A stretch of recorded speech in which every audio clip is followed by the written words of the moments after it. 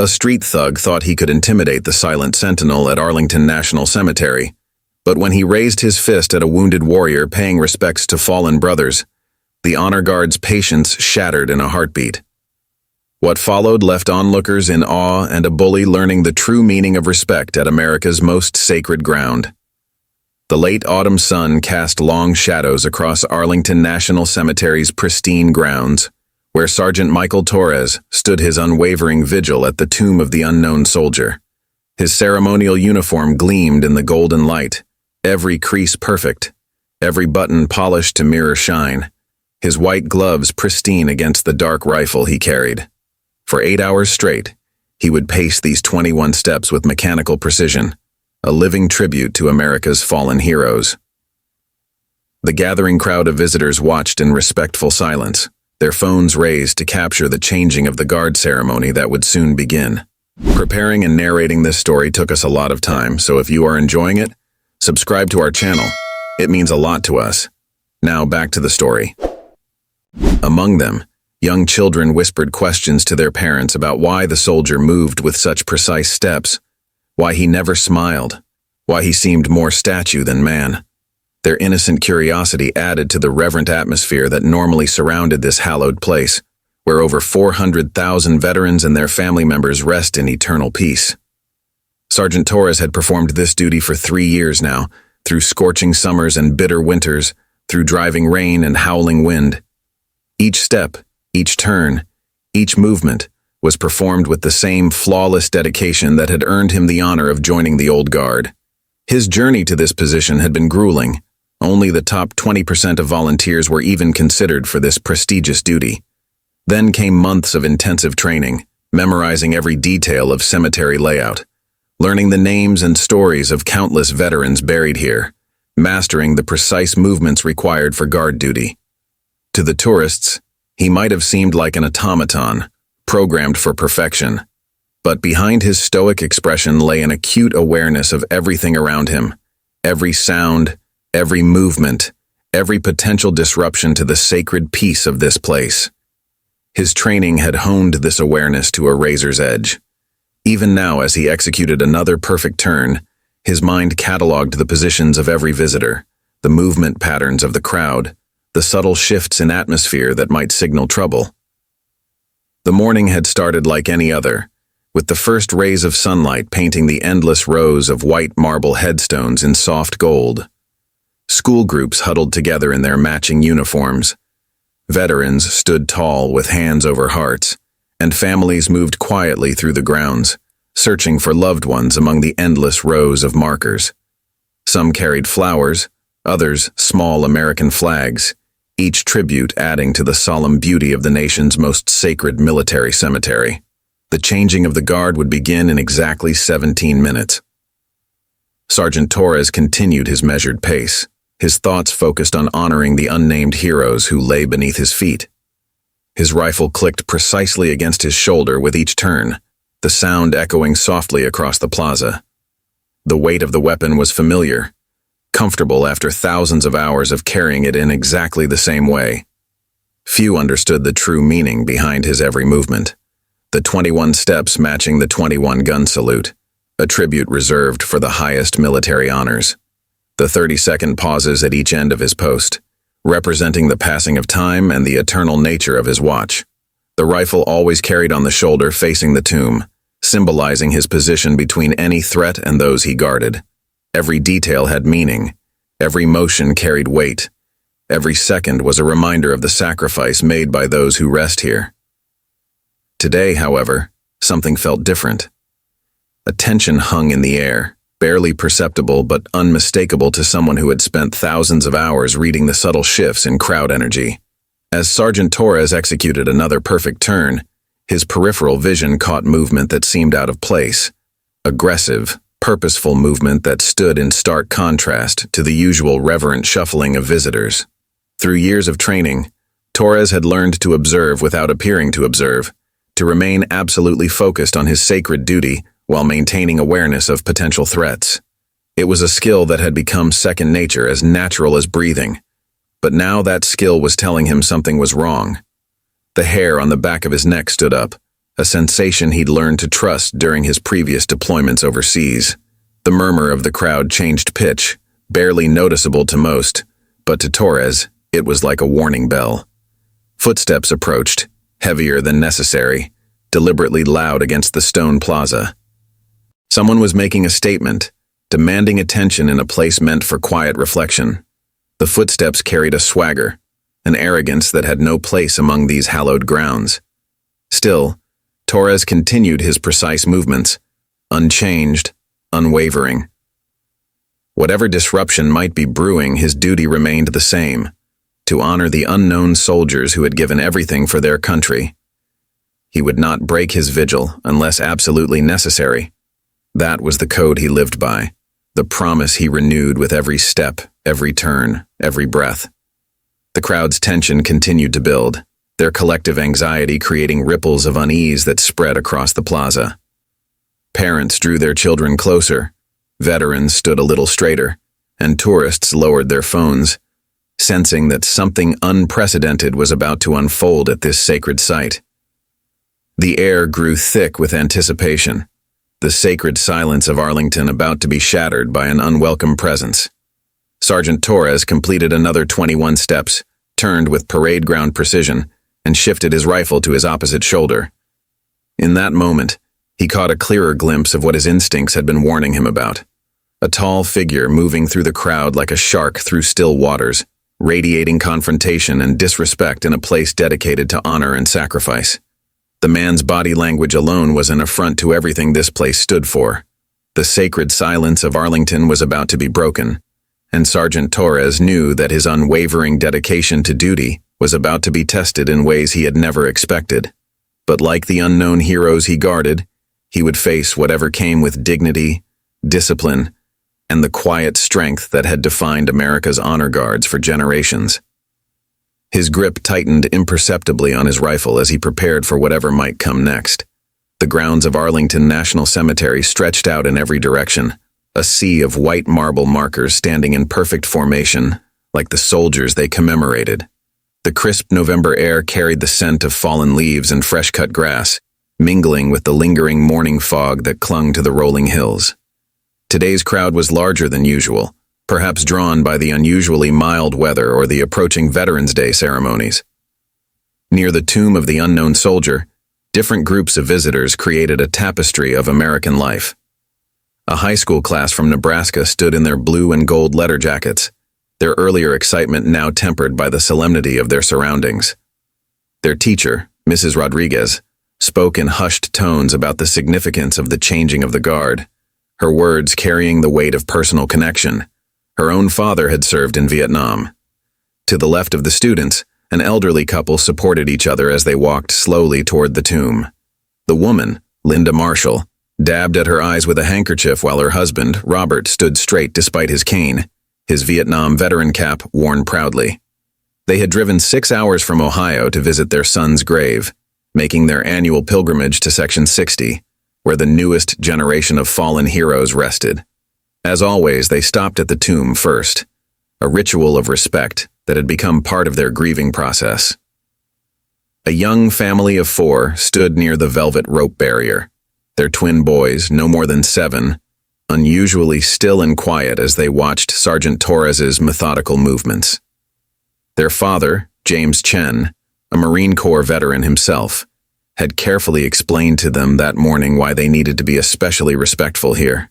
"This is where we honor heroes," he had told them, "heroes who gave everything for our country, even their names." The regular cemetery staff went about their duties with practiced efficiency. Sarah Thompson, a groundskeeper for 15 years, carefully tended to the flowers left by visitors, removing any that had wilted while respectfully preserving the fresh tributes. She had seen countless ceremonies, thousands of visitors, yet the solemnity of this place never diminished for her. She noticed everything, every tear shed, every salute rendered, every prayer whispered. Tour guide David Williams stood with his group near the back, his usual informative patter reduced to whispers as he explained the significance of the guard's movements. After 20 years leading tours through Arlington, he could read the subtle signs of an approaching guard change, Preparing and narrating this story took us a lot of time, so if you are enjoying it, subscribe to our channel. It means a lot to us. Now back to the story. The current guard, Sergeant Torres, would soon complete his shift, but something felt off about the atmosphere today. David had developed an instinct for trouble over his years here, and right now, those instincts were sending warning signals. Near the eastern edge of the plaza, two Arlington police officers, Keith Martinez and Lisa Wong, maintained their usual discreet presence. They had worked this post long enough to know that their visibility alone usually prevented any disruptions to the sacred ceremonies. Officer Wong noticed the shift in the crowd's energy first, her hand instinctively moving closer to her radio as she scanned for the source of the disturbance. The morning sun had risen higher now, burning away the last wisps of fog and illuminating the inscription on the tomb. Here rests in honored glory an American soldier, known but to God. The words seemed to take on extra weight today, as if the very stones were aware of the tension building in the air. A group of motorcycle riders, members of the Veterans Legacy Riders, stood respectfully in their leather vests adorned with military patches. They had just finished laying a wreath at a fellow rider's grave and had stopped to pay their respects at the tomb. Their president, Iron Mike Whitaker, a former Army Ranger, watched Sergeant Torres's movements with knowing appreciation. He understood the dedication it took to maintain such precision, such focus. The crowd had swelled to nearly 100 people now, their collective presence creating a semicircle of reverent observation around the tomb. Cameras clicked softly, children whispered questions, and veterans rendered salutes, all while Sergeant Torres continued his unwavering patrol. The changing of the guard was now just minutes away, and the atmosphere should have been one of anticipation for the precision ceremony to come. Instead, the air grew heavy with an unfamiliar tension. The constant soft murmur of the crowd began to shift, like the sudden quiet before a storm. Officer Martinez noticed it too, exchanging a knowing look with his partner as they began to move closer to the plaza's edge. Sarah Thompson paused in her work, her hands stilling on the flowers she'd been tending. Iron Mike straightened his spine, old combat instincts kicking in as he sensed the change in atmosphere. Through it all, Sergeant Torres maintained his steady pace, though his senses were alert to every shift in the crowd's energy. 21 steps. Turn. 21 steps. Turn. The rhythm remained unbroken, but his trained instincts were screaming now. Something was wrong. Someone was coming.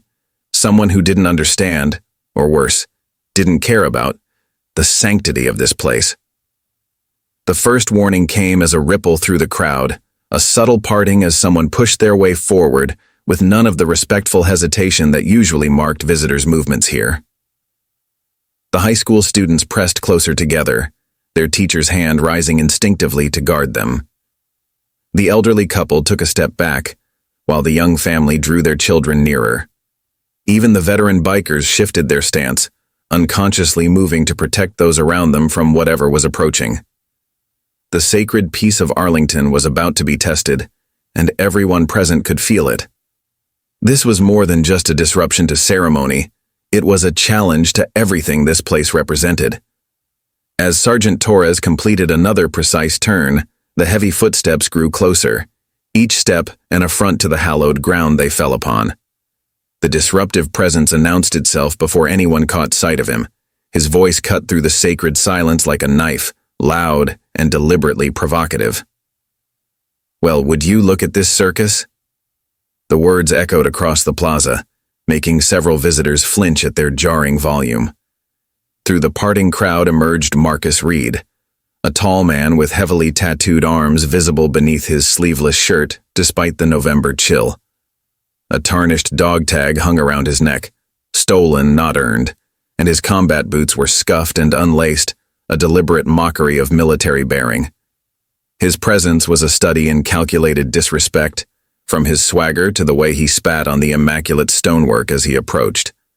Behind him trailed two equally disreputable companions, smaller but no less menacing, filming with their phones and snickering at their leader's behavior. Their presence turned the solemn atmosphere into something tense and dangerous, like oxygen being slowly sucked from the air. Officer Martinez's hand moved to his radio, but he hesitated. Years of experience had taught him that premature intervention could sometimes escalate situations unnecessarily.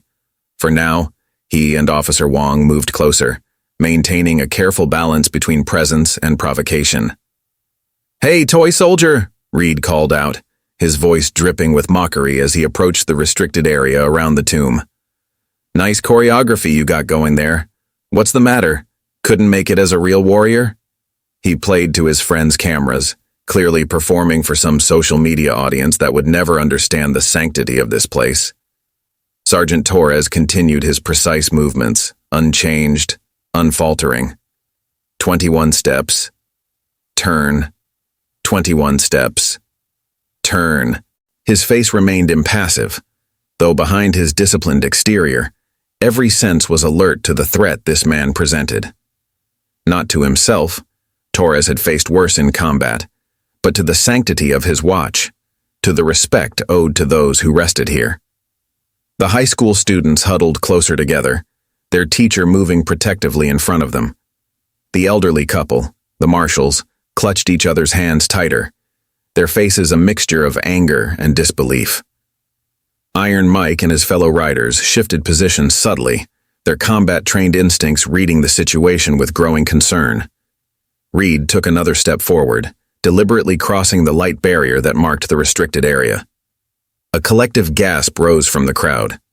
"What's wrong, man?" he taunted, spreading his arms wide. "You gonna do something about it? Or just keep marching like a wind-up toy?" Sarah Thompson, the groundskeeper, had seen enough. She moved toward the nearest emergency phone, her steps quick but careful to avoid drawing attention. David Williams, the tour guide, began quietly moving his group back, recognizing the potential for things to turn ugly. "Look at him, guys." Reed turned to his companions, his voice rising. "This is what our tax dollars pay for. A guy playing dress-up, marching back and forth all day. Real useful, right?" His friends laughed on cue, their phones still recording, their expressions showing they had no comprehension of the sacred duty they were mocking. The Chen family's twin boys pressed against their father's legs, no longer fascinated but frightened by the unfolding scene. James Chen's jaw clenched, his Marine training evident in his stance, but he forced himself to stay put. This wasn't his fight. Not yet. Reed took another step closer, now well within the restricted area. "Hey, I'm talking to you, soldier boy." His voice echoed off the marble, a sound like sacrilege. "What's the matter? They forget to program words into your routine?" Sergeant Torres maintained his vigil, his movements unchanged, but his grip on his rifle tightened imperceptibly. In his 3 years at the tomb, he'd seen his share of disruptions, drunk tourists, ignorant teens, even political protesters. But this was different. This man wasn't just disrespectful, he was deliberately provocative, seeking a reaction, trying to create a scene. "Maybe he's deaf," one of Reed's companions called out, laughing.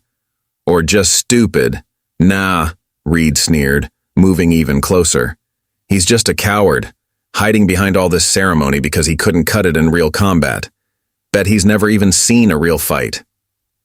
The irony of his words would have been almost amusing to Torres, who had earned his combat infantry badge in some of the worst fighting in Kandahar, if the situation weren't so serious. But none of that mattered now. His duty was to the tomb, to the unknown soldiers who had given everything, even their identities, for their country. Officers Martinez and Wong were moving closer now, their hands on their radios but still holding back. They knew that any intervention would have to be timed perfectly to prevent this situation from escalating into something worse. Reed, emboldened by the guard's continued silence, took another step forward. "You know what I think?" he announced to his audience. "I think this whole thing is just a show. These unknown soldiers? Probably not even real. Just some story they made up to get tourists to visit." That comment sent a visible ripple of anger through the crowd. Veterans in attendance straightened their spines, faces hardening. Iron Mike's hands clenched into fists, his knuckles white. Even the non-military visitors seemed to recoil at the sheer disrespect of the statement. "Yeah, that's right," Reed continued, feeding off the crowd's reaction. All this ceremony, all this marching around, it's just theater. And this guy? He gestured at Torres. He's just an actor, a puppet, nothing more. The sun chose that moment to emerge from behind a cloud, its rays catching the polished marble of the tomb, illuminating the words that had stood guard over these unknown heroes for generations. The light seemed to underscore the profound disconnect between Reed's mocking presence and the sacred duty being performed before him. The tension in the plaza had reached a critical point. Something had to give. As Sergeant Torres executed another perfect turn, the question wasn't if this situation would escalate, but when, and how badly. Reed's mockery evolved into something more deliberate as he began to pace alongside Sergeant Torres's path, matching his steps in an exaggerated parody of the guard's precise movements. His combat boots scraped loudly against the stone, each step a calculated insult to the sacred ritual being performed. "Look at this, everyone," Reed called out to his growing social media audience, his phone held high to capture his performance. 21 steps, turn, 21 steps. Real complicated stuff here. I could do this in my sleep. His companions snickered, their own phones recording every moment of their leader's disgraceful display. The crowd's reaction was a mixture of horror and indignation. Mrs. Rodriguez, the high school teacher, had begun quietly ushering her students toward the back of the plaza, her face tight with concern. "This isn't something you need to see," she whispered, though several of her students had already pulled out their phones, sensing they were witnessing something unprecedented. James Chen, the Marine veteran, had moved his family back as well, but he remained rooted in place, his military bearing evident in his rigid posture. His eyes never left Reed, tracking the troublemaker's movements with the focused attention of someone who had seen threats escalate before. "Hey, soldier boy," Reed taunted, stepping deliberately into Torres's path. "I'm doing your job for you. Maybe they should give me the fancy uniform, huh? I bet I'd wear it better than you."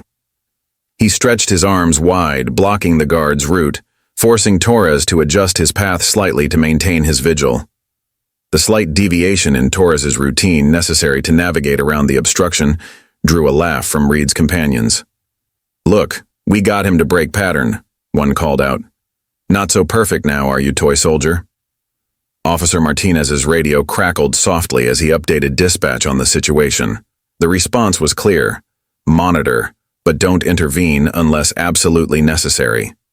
The changing of the guard was minutes away, and they hoped the arrival of additional guards might defuse the situation naturally.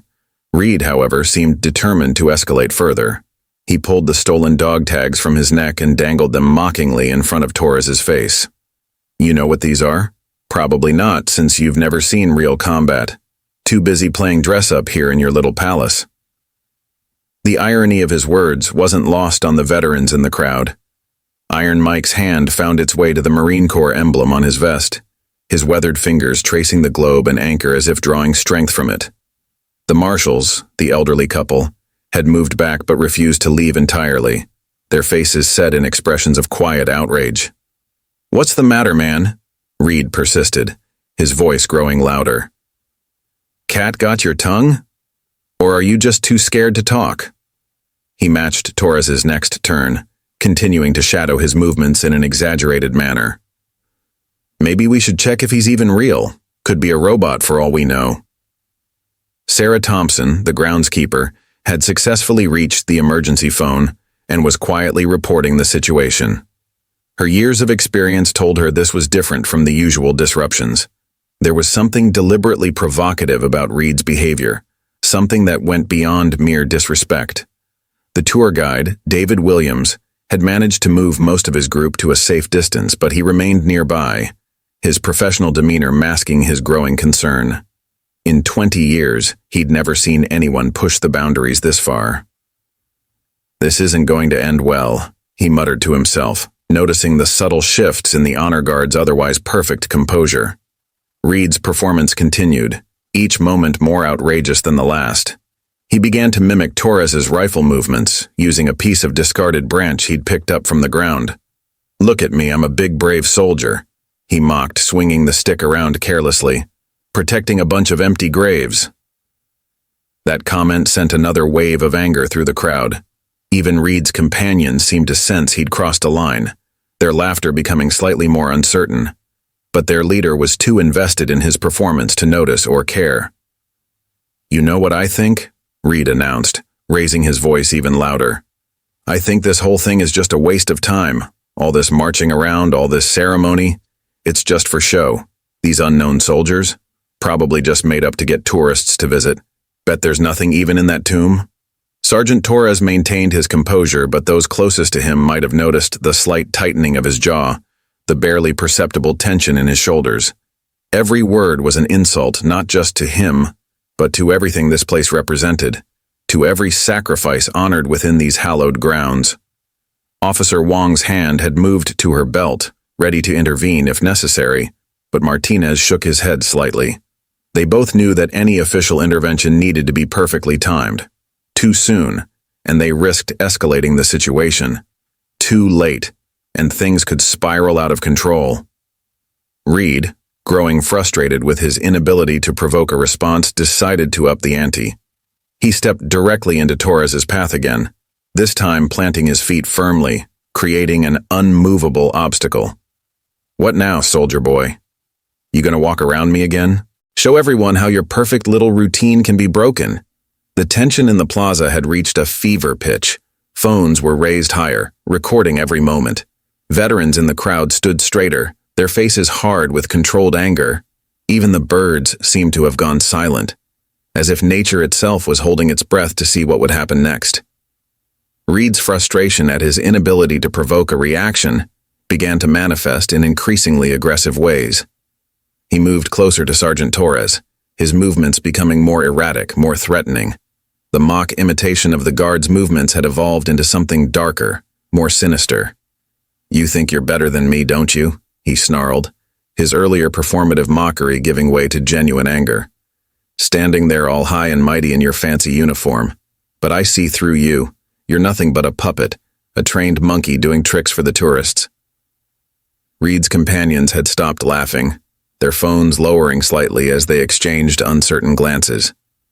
This wasn't the social media spectacle they'd signed up for anymore. Their leader's behavior had crossed from disrespectful showboating into something more dangerous. "I bet you've never even fired that rifle," Reed continued, his voice rising. "Probably wouldn't even know how. It's just a prop, right? Like everything else in this place." He reached out suddenly, his fingers brushing against the polished wood of Torres's rifle stock. The crowd collectively held its breath.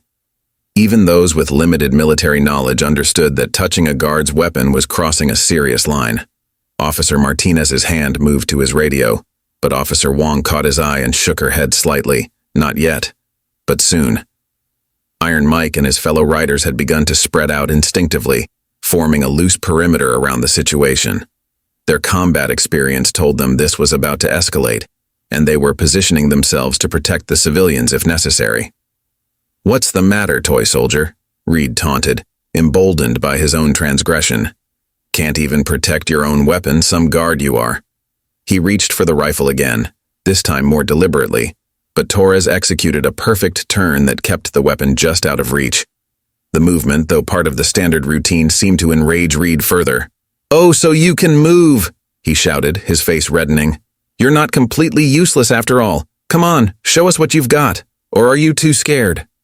Sarah Thompson, still by the emergency phone, was providing updates in urgent whispers. The changing of the guard was still several minutes away, and the situation was deteriorating rapidly.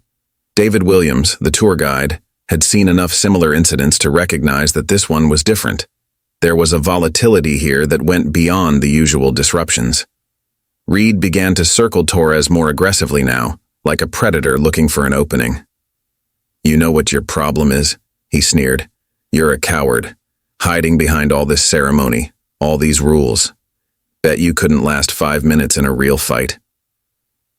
The irony of his words wasn't lost on James Chen, who had recognized the combat infantry badge on Torres's uniform. The Marine veteran knew what that badge meant.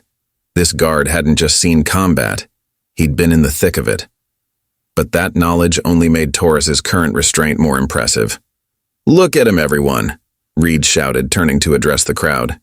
"Your tax dollars at work, paying this guy to play statue while real veterans are out there struggling. How does that make sense?" He spat on the ground again, closer to Torres's polished boots this time. The marshals, who had lost their son in combat, couldn't bear to watch anymore. Mrs. Marshall buried her face in her husband's shoulder, but Mr. Marshall's eyes never left the scene. His expression was a mixture of grief and fury, understanding all too well the significance of what was being desecrated. Reed's next move was even more deliberate. He stepped directly into Torres's path again, but this time he matched the guard's movement perfectly, forcing Torres to either break his routine or make contact. For a moment, it seemed like an immovable object had met an unstoppable force. Torres, displaying the discipline that had earned him his position, modified his route ever so slightly, maintaining his precise timing while avoiding the confrontation. This subtle adjustment, though professional, only served to fuel Reed's growing rage. "See that?" he shouted, his voice cracking with anger. "He's scared. Can't even hold his ground. Some guardian you are." Reed's face was inches from Torres's now, spittle flying as he shouted, "What are you guarding anyway? A bunch of bones? Empty graves?" The high school students who hadn't been successfully moved back were recording everything now, their young faces a mixture of fear and fascination. Mrs. Rodriguez had given up trying to herd them away, instead positioning herself protectively near them, ready to intervene if necessary. Officer Wong's hand was now firmly on her radio, her entire body tense with anticipation. The next few moments would determine whether this situation could be contained or would explode into something worse. Martinez had begun quietly clearing civilians from the immediate area, creating space for whatever might come next. Reed, growing increasingly unhinged by Torres's continued silence, made his most aggressive move yet. He stepped forward and deliberately bumped his shoulder against the guards, hard enough to disrupt Torres's perfectly maintained posture. "What's wrong, soldier boy?" he hissed, his face contorted with rage. "Too disciplined to defend yourself? Or just too weak?" He reached up and flicked the brim of Torres's ceremonial hat, a gesture so disrespectful that several veterans in the crowd took involuntary steps forward. The plaza had gone completely silent now, the only sound the scraping of Reed's boots on stone as he continued his aggressive circling. The tension had reached a point where something had to give, either Torres's legendary discipline or Reed's increasingly unstable control. The atmosphere in the plaza had transformed from sacred solemnity to powder keg tension. Phones were raised high throughout the crowd, capturing every moment of the confrontation. Social media live streams filled with angry comments as viewers around the world witnessed Reed's escalating disrespect of this hallowed ground. "Someone needs to stop this," a voice whispered from the crowd, followed by murmurs of agreement. The sentiment rippled through the gathered observers, but no one moved.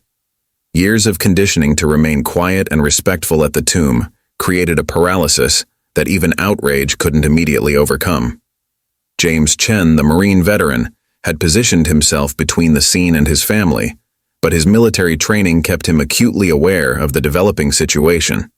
He noticed how the other veterans in the crowd had begun to form an unofficial perimeter, a protective circle of those who understood the true significance of what was being desecrated.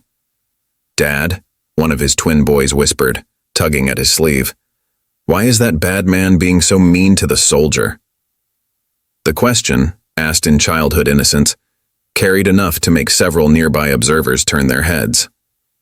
James Chen knelt down, his eyes never leaving the confrontation as he spoke softly to his son. "Sometimes, son," he explained, his voice tight with controlled emotion. "People don't understand the meaning of respect. Or worse, they understand but choose to disrespect it anyway." His words carried to those around him, causing several heads to nod in grim agreement. The high school students who remained had their phones out, but their earlier excitement had been replaced by something more somber. They watched through their screens as history unfolded before them, their young faces reflecting a growing understanding of the gravity of the situation. "This isn't just about a guard and a bully anymore," Mrs. Rodriguez whispered to her students.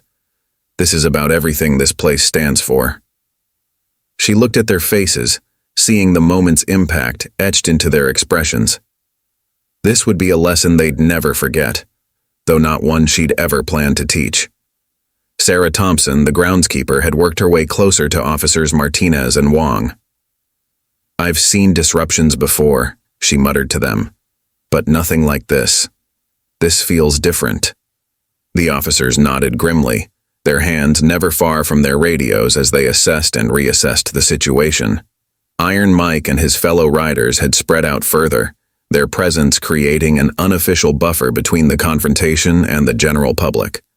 Their leather vests, adorned with military patches and unit insignias, spoke of years of service and sacrifice, a sharp contrast to Reed's stolen dog tags and fake bravado. "Look at all these phones," Reed shouted, playing to his audience with renewed vigor. "Everyone's recording how this so-called guard just stands there and takes it. What kind of example is that setting? Standing there while someone walks all over you." His voice echoed off the marble columns, each word a fresh desecration. The elderly Marshals had refused to leave despite the growing tension. Mrs. Marshall's tears had given way to a steel-like resolve as she gripped her husband's hand. "Robert," she whispered to her husband, "he's standing there just like our Jimmy would have." Mr. Marshall nodded, his jaw clenched, understanding that their lost son would have shown the same discipline in the face of such provocation. David Williams, the tour guide, had begun quietly sharing context with those around him. "The guard's restraint isn't weakness," he explained in hushed tones. "It's the highest form of discipline. Every movement, every moment of silence honors those who gave everything for our country." His words spread through the crowd in whispers, creating a ripple of understanding that seemed to strengthen the collective resolve of the observers. The tension was still mounting, but now it carried an undercurrent of purpose, of shared protection for what this place represented. Reed's companions had backed further away, their phones still recording, but their earlier enthusiasm completely evaporated. They could sense the crowd's growing hostility, the way the atmosphere had shifted from mere disapproval to something more dangerous. "Hey!" Reed shouted at them, noticing their retreat. "Keep filming!" "The world needs to see this joke of a ceremony." But his voice carried a note of desperation now, as if he was losing control of his own performance. Officer Wong had begun quietly coordinating with other security personnel through her radio, her voice low and urgent. "We've got multiple vets in the crowd," she reported. "Situation could go either way. Standing by for direction." The response crackled back, equally tense. "Relief guard is preparing early deployment. Hold positions unless physical contact is made." The news of the approaching guard change spread through the security team, adding another layer of tension to the already charged atmosphere. Meanwhile, tourists who had come to visit other parts of Arlington began to gather at the plaza's edges, drawn by the commotion. They stood in uncertain clusters, reading the situation through the reactions of those around them. Many immediately lowered their voices and removed their hats, the solemnity of the place asserting itself even in this moment of crisis. A young woman in the crowd, wearing a Gold Star family pin that marked her as having lost a loved one in service, spoke up suddenly, her voice carrying despite its softness. "Think of who lies here," she said, loud enough for those nearby to hear. "Think of what they gave." Her words seemed to crystallize something in the collective consciousness of the crowd. The phones remained raised, but now they served as silent witnesses to more than just a confrontation. They were documenting a moment where the sanctity of Arlington itself was under attack, and how its guardians, both official and unofficial, would respond. Reed's aggression reached a new level as he deliberately planted himself directly in front of the tomb, his back to the sacred monument, arms spread wide in a gesture of supreme disrespect. "This is what I think of your precious ceremony," he shouted, his voice echoing across the now silent plaza. The desecration of standing between the guard and the tomb sent a visible shock through the crowd. Even Reed's companions lowered their phones, clearly uncomfortable with this escalation. One of them called out weakly, "Come on, man, maybe that's enough." But Reed was beyond hearing reason. He reached into his pocket and pulled out a cigarette, making a show of lighting it right there on the sacred ground. "What's the matter, toy soldier?" he taunted, blowing smoke in Torres's direction. "This bothering you? What are you going to do about it?" Officer Martinez's hand tightened on his radio as he spoke urgently into it. "Subject has lit a cigarette at the tomb. Request immediate backup." Officer Wong had already begun moving closer, her steps measured but purposeful. The situation had crossed a clear line. Iron Mike's weathered face had turned to stone, his fingers unconsciously tracing the Marine Corps emblem on his vest. The other riders had shifted their positions slightly, their body language screaming contained fury. They were combat veterans. They knew how quickly situations could explode, and they were ready. "You want to know what I really think?" Reed continued, taking another long drag from his cigarette. "I think this whole thing is a joke. These unknown soldiers, probably just empty boxes. A tourist trap." He flicked ash deliberately onto the immaculate stone floor. The marshals, who had lost their son in combat, couldn't contain their reaction. Mrs. Marshall let out an audible sob, while Mr. Marshall's face flushed red with fury. Around them, other Gold Star families and veterans stood rigid with barely contained outrage. James Chen had moved his family back further but remained watching, his Marine training evident in how he assessed the situation. "This isn't going to end well," he muttered to his wife. "Get the boys ready to move quickly if needed." Reed, growing increasingly unhinged by Torres's continued silence, took his provocation to an unthinkable level. He turned and placed his hand directly on the tomb itself, leaning against it casually as if it were a convenient rest stop. "Nice marble," he sneered. "Probably cost a fortune. Our tax dollars at work, right?" The collective intake of breath from the crowd was audible.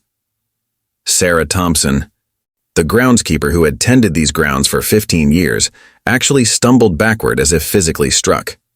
David Williams, the tour guide, had gone pale, his decades of experience having never prepared him for such a deliberate act of desecration.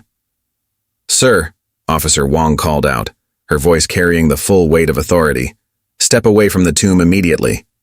But Reed ignored her, instead taking another drag from his cigarette and deliberately dropping ash onto the sacred stone.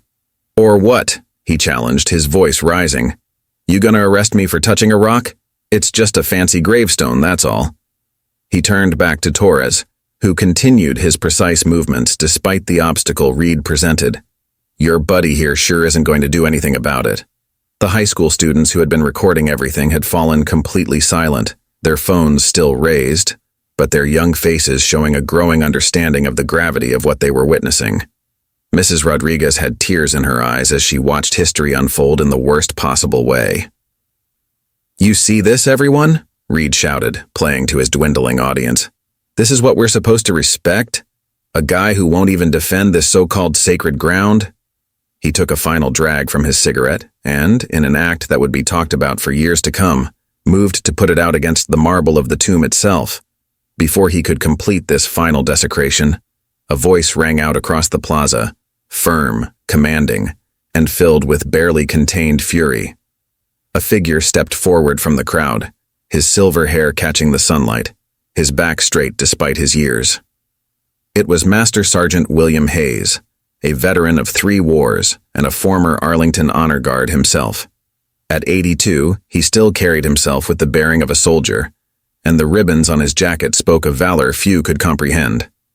"That's enough," he declared, his voice carrying the weight of decades of service.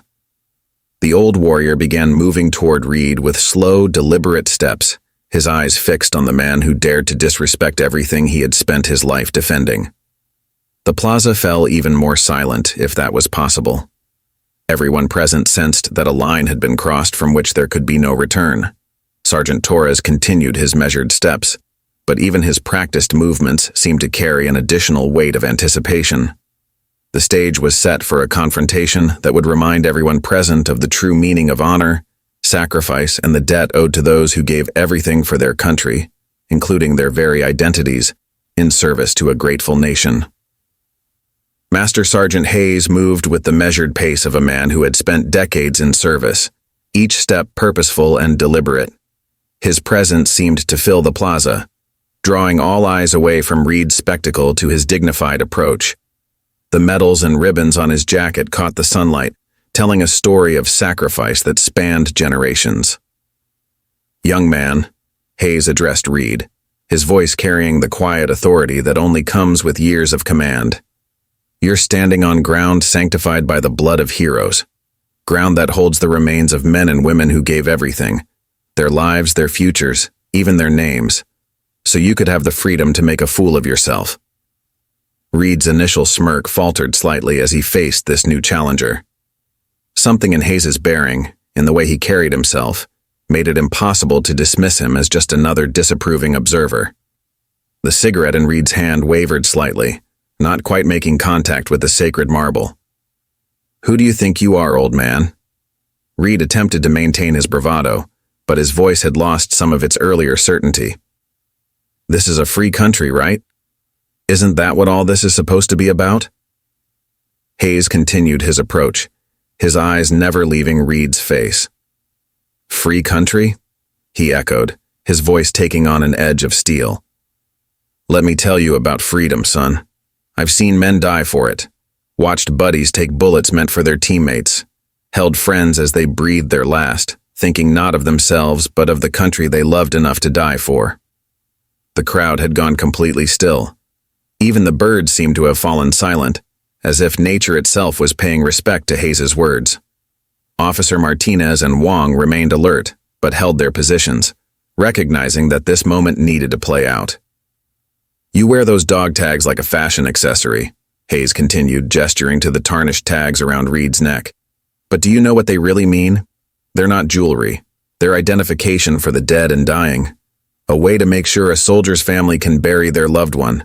A means to prevent another unknown soldier from having to rest here." Reed's companions had lowered their phones completely now, caught between their desire to document everything and a growing sense that they were witnessing something profound. The disrespect that had seemed entertaining minutes ago now felt shameful in the face of Hayes's quiet dignity. "I stood that post," Hayes said, pointing to where Sergeant Torres continued his vigilant guard, maintaining his solemn duty even as this drama unfolded. 30 years ago, I walked those same 21 steps, each step a tribute, each turn a reminder of the cost of freedom. That uniform you mock? I wore it with pride, knowing I was standing guard over heroes who gave up their very identity for this nation. Iron Mike and his fellow riders had straightened to attention, recognizing in Hayes a kindred spirit. The marshals watched with tears in their eyes, seeing in this elderly warrior the same spirit of devotion their son had embodied. James Chen had unconsciously shifted to parade rest, muscle memory responding to the command presence Hayes projected. "You think this is all just ceremony?" Hayes's voice carried across the plaza. "Just for show? Then, let me educate you." He reached into his jacket and withdrew a worn photograph, holding it out for Reed to see. "This was my squad in Vietnam. 12 men. See the X's? Each one marks a brother who never came home. 3 of them rest right here in Arlington. 2 were never found.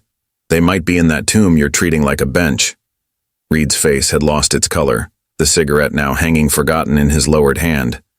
The photograph in Hayes's steady grip seemed to carry more weight than all of Reed's provocations combined. "That guard you've been mocking?"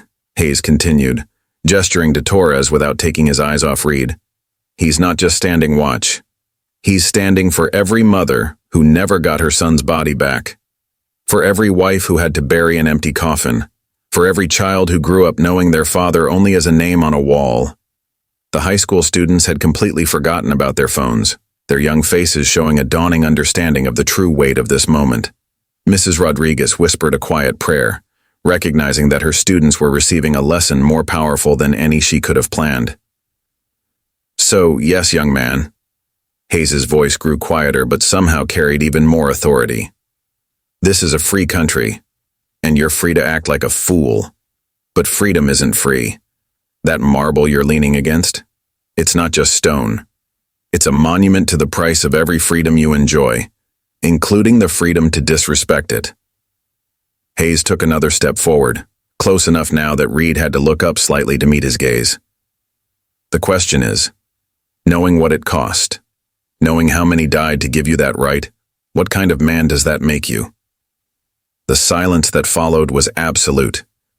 Reed's cigarette had burned down to his fingers, unnoticed. His earlier bravado had crumbled in the face of Hayes's quiet strength, leaving him looking suddenly young and lost. But as he opened his mouth to respond, something in his eyes hardened again, and his face twisted into a sneer that would prove to be his final mistake. Reed's face contorted into something ugly as he struggled to maintain his dominance in the face of Hayes's quiet dignity. The sneer that spread across his features seemed forced now, a mask barely hiding his growing uncertainty. But like many men backed into a corner, he chose to double down rather than back down. "Nice speech, old-timer," Reed spat, his voice carrying a dangerous edge. "Real touching. But you know what I think?" He straightened up, deliberately flicking his cigarette ash onto the sacred marble. "I think you're just another washed-up soldier living in the past. These stories of yours? Probably as empty as this tomb." A collective gasp rose from the crowd. Even Reed's companions took several steps back, wanting no part of what their leader had just done. Officer Wong's hand moved to her radio, but Officer Martinez caught her eye and shook his head slightly. They both sensed that something more important than a simple arrest was about to unfold. Hayes didn't move, didn't flinch, but something changed in his bearing. The quiet dignity remained, but now it carried an undercurrent of steel that even Reed couldn't miss. "Son," Hayes said softly, "you're not just disrespecting me. You're disrespecting every man and woman who ever wore the uniform, every family who ever sacrificed a loved one, every soldier who never made it home." "Yeah?" Reed's voice rose, taking on a manic edge as he realized he was losing control of the situation. "Well, maybe they should have been smarter. Maybe they should have stayed home instead of playing hero." He turned to face the crowd, arms spread wide. "You all want to worship these heroes? Go ahead, but I'm not buying it." The plaza had gone deathly quiet. James Chen had moved his family completely back now, recognizing the signs of an imminent explosion. Iron Mike and his fellow riders shifted their positions slightly, ready to move if needed. The marshals clung to each other, their faces a mixture of grief and fury. Reed, feeding off the tension, made his fatal mistake. He turned back to Hayes, stepping into the elderly veteran's personal space. "You want to know what I really think, old man?" His voice dropped to a menacing whisper. "I think you're a fraud. I think all of this is a fraud, and I'm going to prove it." Without warning, Reed's hand shot out, grabbing at the medals on Hayes's jacket. "Let's see if these are even real." The sound of tearing fabric cut through the silence as several ribbons came loose in Reed's grasp. The crowd surged forward instinctively, but before anyone could react, Reed raised his other hand, formed into a fist, aimed directly at the elderly veteran's face. "Back off," he shouted, "or the old hero here gets to join his buddies in the ground." Time seemed to slow down. Officer Wong's radio crackled with urgent voices. Iron Mike and his riders began moving forward, their faces set in granite. James Chen had shifted into a combat stance, his Marine training taking over, but they were all too far away to prevent what was about to happen. Hayes stood his ground, his eyes never leaving Reed's face. Even with a fist poised inches from his nose, the old warrior didn't flinch. "Go ahead, son," he said quietly. "Show everyone exactly who you are." Reed's face twisted with rage. "Shut up," he screamed, his fist beginning its arc toward Hayes's face. "Just shut up." The crowd watched in horror as the fist moved through the air, seemingly unstoppable. Mrs. Rodriguez covered her student's eyes. The marshals turned away. Sarah Thompson, the groundskeeper, let out a cry of warning that echoed across the plaza. But Sergeant Torres had seen enough. In all the focus on Hayes and Reed, few had noticed that Torres's perfectly timed patrol had brought him within arm's reach of the confrontation. As Reed's fist flew toward the elderly veteran's face, Torres moved with the fluid precision that came from years of combat training. His white-gloved hand shot out, intercepting Reed's fist mere inches from Hayes's face. The crack of impact echoed across the plaza, followed by a moment of absolute silence as everyone processed what had just happened. Torres stood like a statue, his grip on Reed's fist unwavering, his other hand still holding his rifle in perfect regulation position. His face remained impassive, but his voice, when it came, carried the weight of every sacred principle he'd sworn to defend. "That's enough," he said, each word clear and measured. Every eye in the plaza was fixed on this tableau. The honor guard, the veteran, and the would-be attacker frozen in a moment that would be remembered by everyone present for the rest of their lives. The changing of the guard ceremony was forgotten. The normal routines of Arlington had ceased. In this moment, everyone present understood they were witnessing something unprecedented. The moment when the silent guardian of the nation's fallen heroes was forced to break his silence to prevent one final, unforgivable act of desecration. The silence that followed Torres's intervention was absolute. His grip on Reed's fist remained unwavering, the white glove a stark contrast against Reed's tattooed arm. The honor guard's movements, practiced through thousands of hours of discipline, had lost none of their precision even in this moment of action. Reed's face cycled through expressions: shock, confusion, anger, and finally, fear. He tried to pull his hand back, but Torres's grip was like iron, trained by years of carrying a rifle through endless cycles of guard duty. "Let go of me," Reed demanded, but his voice had lost its earlier bravado, replaced by something closer to panic. "You will stand down," Torres spoke again, his voice carrying the same measured precision as his movements. "You will step away from the tomb. You will show proper respect in this sacred place." Each sentence was delivered with the same cadence as his 21 steps, each word weighted with authority. The crowd watched in stunned silence as Torres, maintaining his grip on Reed's fist, smoothly shifted his rifle to parade rest position with his free hand. The movement was so fluid, so professional, that several veterans in the crowd unconsciously straightened their postures in response. "You can't touch me," Reed's voice cracked as he struggled against the hold. "You're just supposed to walk back and forth. You're not allowed to—" His words cut off as Torres adjusted his grip slightly, causing Reed to wince. "I am charged with guarding the tomb of the unknown soldier," Torres stated, his voice carrying across the now silent plaza. "My primary duty is to honor those who gave everything for their country, but that duty also includes protecting this sacred ground from those who would desecrate it." Master Sergeant Hayes stood calmly beside them, his torn medals still hanging from his jacket, but his bearing remained dignified. He watched the scene unfold with the knowing look of a man who had seen justice delivered many times before. "The unknown soldier," Torres continued, his voice never rising but carrying unlimited authority, "represents every service member who made the ultimate sacrifice without even the dignity of being identified.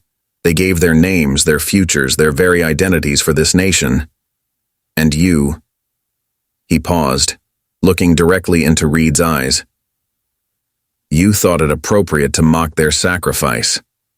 Officers Martinez and Wong had moved closer now, but they held their positions, recognizing that this moment belonged to the honor guard. Iron Mike and his fellow riders formed a loose perimeter, ensuring no one would interfere with what was unfolding. The high school students had their phones raised again, understanding they were witnessing a moment of history. "This is what real strength looks like," Mrs. Rodriguez whispered to them. "Not the loud boasting, but the quiet dignity of doing what's right." Reed tried one last time to break free, but Torres's grip remained unshakable. "Your social media stunt," Torres said, "your desperate cry for attention, ends here. But before it does, you will learn the meaning of respect." With precise, controlled movements, Torres began to turn Reed away from the tomb, maintaining his hold while shifting the would-be attacker into a position that forced him to face the endless rows of white markers stretching across Arlington's grounds. "Look at them," Torres commanded. "Each stone represents a life given in service to this nation. Each one marks a family forever changed by sacrifice. Each one tells a story of courage that you, with all your boasting and mockery, couldn't begin to understand." The marshals watched with tears in their eyes, seeing in Torres's actions the same dedication their son had embodied. James Chen had gathered his family close, wanting his sons to witness this moment. Not the confrontation, but the unwavering dedication to duty it revealed. "Those unknown soldiers you mocked," Torres continued, his voice carrying the weight of every guard who had ever walked the 21 steps. They died facing enemy fire. They died saving their brothers in arms. They died believing in something greater than themselves. And we don't know their names because their sacrifice was so complete that nothing remained to identify them. Reed had stopped struggling now, his earlier bravado completely evaporated under the relentless pressure of Torres's words and presence. His companions had backed away entirely, their phones lowered, faces showing shame at their part in what had transpired. Sarah Thompson, who had tended these grounds for so many years, wiped tears from her eyes as she watched. David Williams, the tour guide, stood with his hand over his heart, understanding that he would be telling this story for years to come. "So here is what happens next," Torres stated, his voice somehow both gentle and unyielding. "You will be escorted from these grounds. You will face the consequences of your actions. But first..." His grip shifted slightly, causing Reed to instinctively straighten his posture. "First, you will stand at attention, and you will render proper respect to those who gave everything so that you could have the freedom to make the choices you made today." The silence that followed was broken only by the soft sound of falling leaves and the distant call of a bugle beginning taps somewhere in the cemetery. In that moment, everyone present understood they were witnessing more than just the end of a confrontation. They were seeing the living embodiment of the honor, respect, and unwavering dedication that Arlington National Cemetery represented. Reed stood motionless in Torres's iron grip, all pretense of defiance stripped away. The transformation was remarkable. The swaggering bully who had arrived to create social media content was gone, replaced by a man who finally seemed to grasp the magnitude of his mistakes. "Face the tomb," Torres commanded, his voice carrying the same measured precision he brought to every aspect of his duty.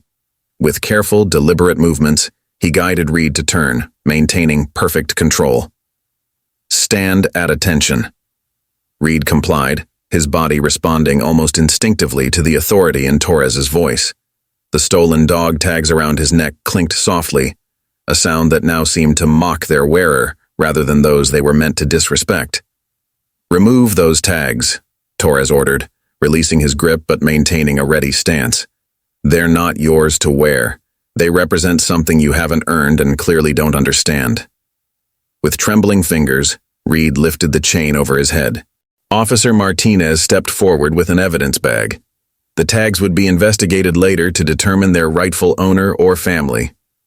The metallic sound of them dropping into the bag echoed across the plaza like a final surrender. Master Sergeant Hayes moved to stand beside Torres, straightening his torn medals with dignity. "The men and women who rest here," he said, his voice carrying decades of experience, "gave everything they had.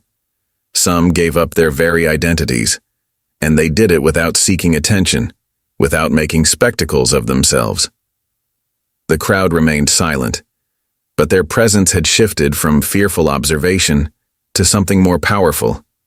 They were now witnesses to justice being served, to respect being restored. Iron Mike and his fellow riders maintained their protective semicircle, their faces showing grim satisfaction. "Your phones," Torres addressed Reed's companions, who had been trying to fade into the background. "All of them. Now." His tone made it clear this wasn't a request. The young men quickly surrendered their devices to Officer Wong, who logged them as evidence. The attempted viral video would instead become evidence in a federal case. "Sir," Torres addressed Hayes with profound respect, "are you injured?" The elder veteran shook his head, a slight smile crossing his weathered features. "Son, I've been through worse, but I appreciate your intervention. You honor the post." Torres nodded once, then returned his attention to Reed. "You will now listen, and you will learn."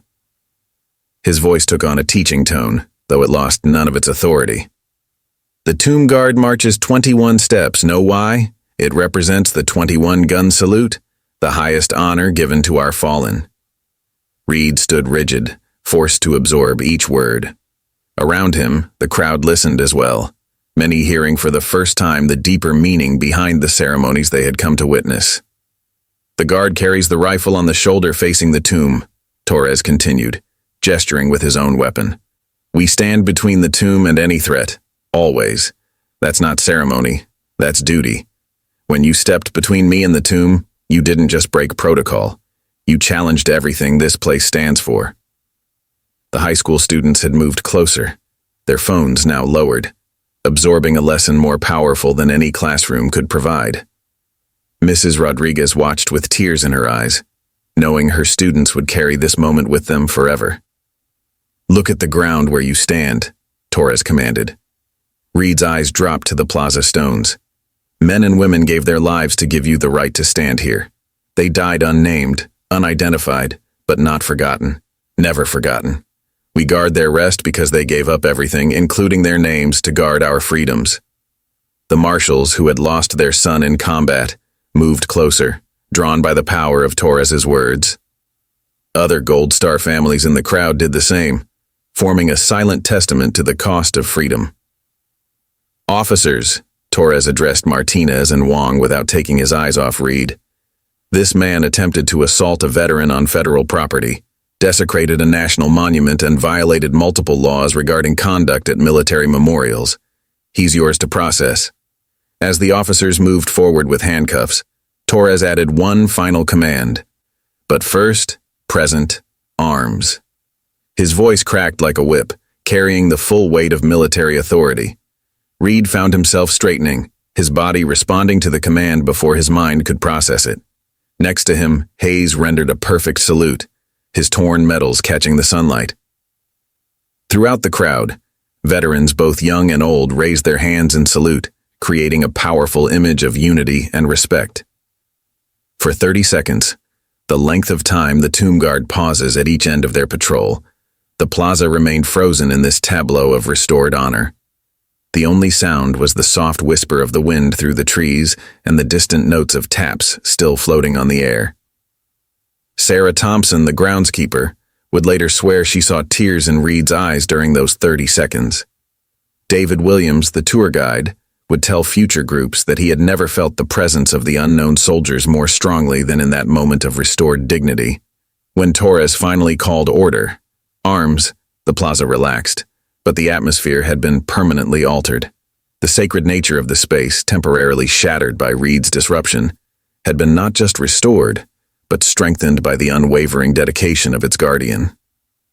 As officers Martinez and Wong prepared to escort Reed away, Torres addressed the gathered crowd, his voice carrying the same measured authority that had commanded attention throughout the confrontation. The guard change ceremony had been delayed, but this moment demanded its own kind of ceremony. What you witnessed today, Torres began, his rifle still held in perfect position, was not about one man's disrespect or another's intervention. It was about something far more fundamental, the sacred trust between a nation and those who give everything to defend it. Master Sergeant Hayes stepped forward, his torn medals now carefully pinned back in place by fellow veterans in the crowd. The young man speaks truth, he added, his weathered face solemn. This place, it's more than marble and ceremony. It's a promise we make to every service member. You will not be forgotten. The high school students had gathered closer, phones now lowered, understanding they were receiving a lesson that no textbook could provide. Mrs. Rodriguez noticed how her students stood straighter, their earlier excitement replaced by genuine reverence. Every step we take here, Torres continued, executing a perfect turn as he spoke, honors someone's child, someone's parent, someone's spouse. When I stand guard, I stand for the mother who never got to bury her son, for the husband who never learned his wife's fate, for the children who know their parent only as a name on a wall. The marshals clung to each other, tears flowing freely now. They understood, perhaps better than most, the weight of Torres's words.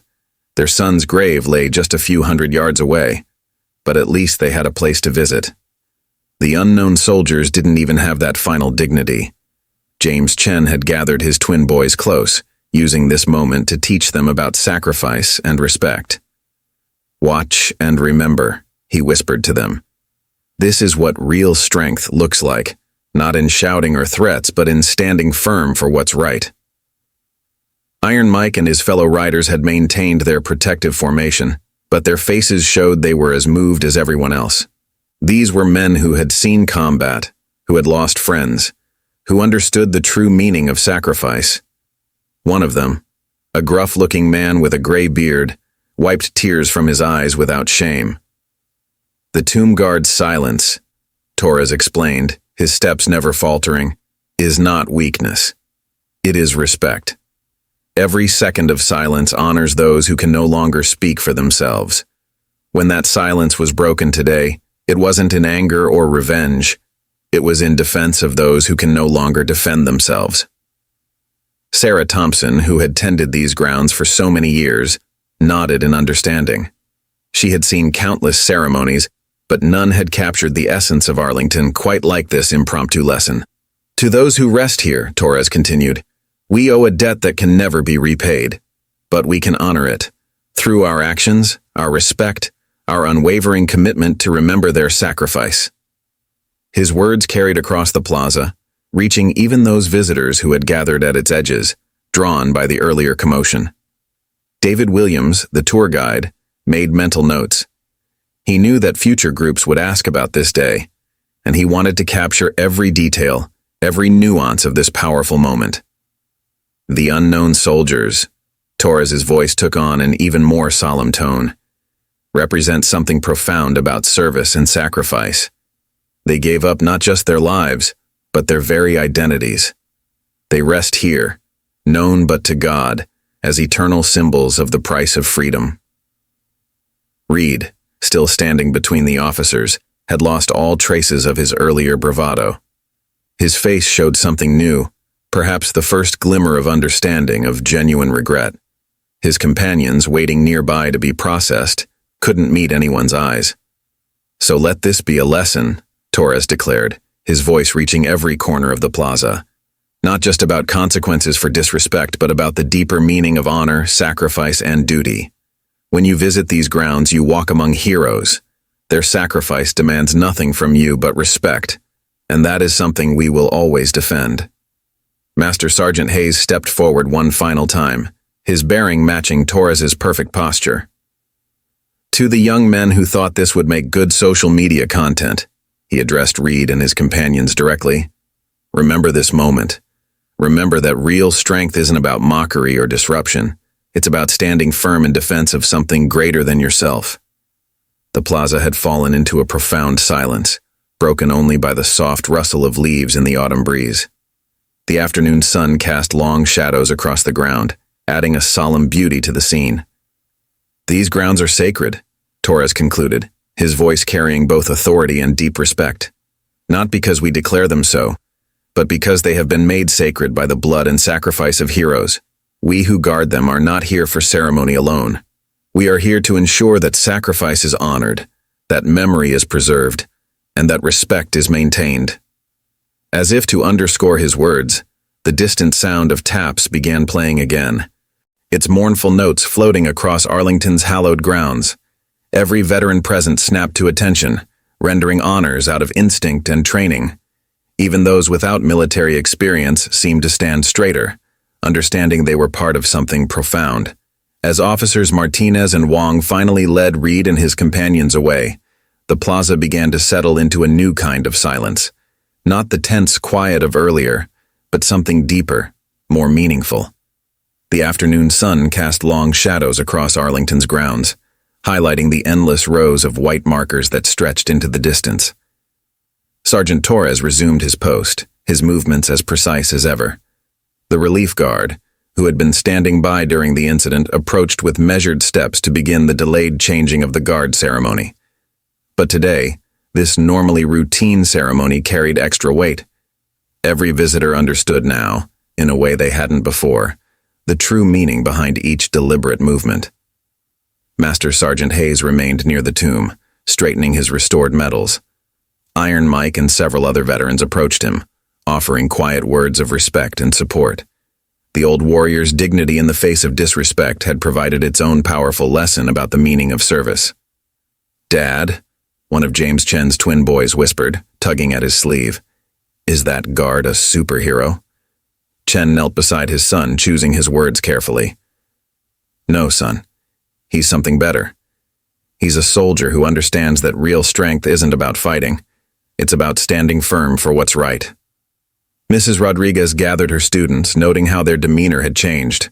Gone were the restless teenagers who had arrived that morning. In their place stood young citizens who had witnessed something profound.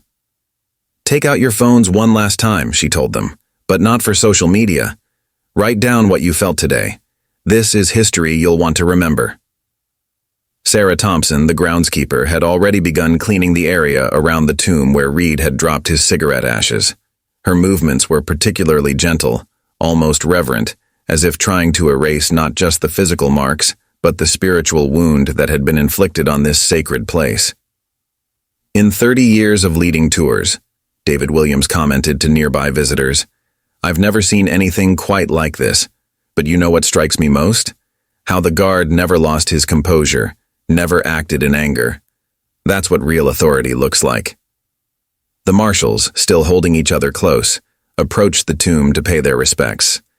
As they stood there, other Gold Star families joined them, forming a spontaneous honor guard of their own. Their presence seemed to add another layer of significance to Torres's continued vigil. "You know what amazes me?" Iron Mike said to his fellow riders as they prepared to leave. "That guard could have knocked that punk out cold and everyone would have cheered. But he chose to teach instead of punish. That's the kind of strength we need more of in this world." Near the plaza's edge, a young Army private who had been visiting on leave stood watching the scene unfold. "I always wondered why they were so strict about the guard procedures," he said to no one in particular. "Now I get it. It's not about the ceremony. It's about the commitment." The afternoon wore on, and slowly the crowd began to disperse. But no one left quite the same as they had arrived. Parents could be heard explaining to their children the importance of respect and honor. Veterans walked a little straighter, many stopping to render honors at other graves they passed. Even the tourists who had only caught the end of the incident seemed to understand they were departing from somewhere extraordinary. As the sun began its descent, casting an amber glow across Arlington's hallowed grounds, Torres continued his eternal vigil. 21 steps. Perfect turn. 21 steps. Each movement now carried additional meaning for those who remained to watch. They understood now that this wasn't just ceremony, it was a living promise to the fallen. The story of what happened that day spread quickly, but not in the way Reed had intended. Instead of a viral video mocking ceremony, the internet filled with respectful accounts of how dignity confronted disrespect and honor prevailed. The phones that had recorded everything captured not a scandal, but a powerful lesson about the true meaning of strength and service. Call to action. What happened at Arlington that day was more than just a confrontation between respect and disrespect. It was a reminder of what we owe to those who gave everything for our nation. The unknown soldiers, and all those who rest in Arlington, gave their lives to preserve our freedoms. The least we can do is honor their sacrifice. Have you witnessed moments where quiet strength overcame loud disrespect? Where dignity prevailed over disruption? Share your stories in the comments below. Let's remind each other that real power isn't about making noise. It's about standing firm for what's right. Remember, the next time you visit a war memorial, military cemetery, or any place of honor, take a moment to really think about what these places represent. They're not just stone and ceremony. They're promises we make to those who gave everything for our freedom. If this story moved you, share it with others. Not for views or likes, but to spread understanding of what true service and sacrifice mean. And maybe, somewhere, someone who needs to learn these lessons will find them. Just as Reed did that autumn day at Arlington. For in the end, the greatest honor we can pay to our fallen heroes is to ensure their sacrifice is remembered, respected, and understood by generations to come. That's not just the tomb guard's duty. It's all of ours. Up next, you've got 2 more standout stories right on your screen. If this one hit the mark, you won't want to pass these up. Just click and check them out. And don't forget to subscribe and turn on the notification bell so you don't miss any upload from us.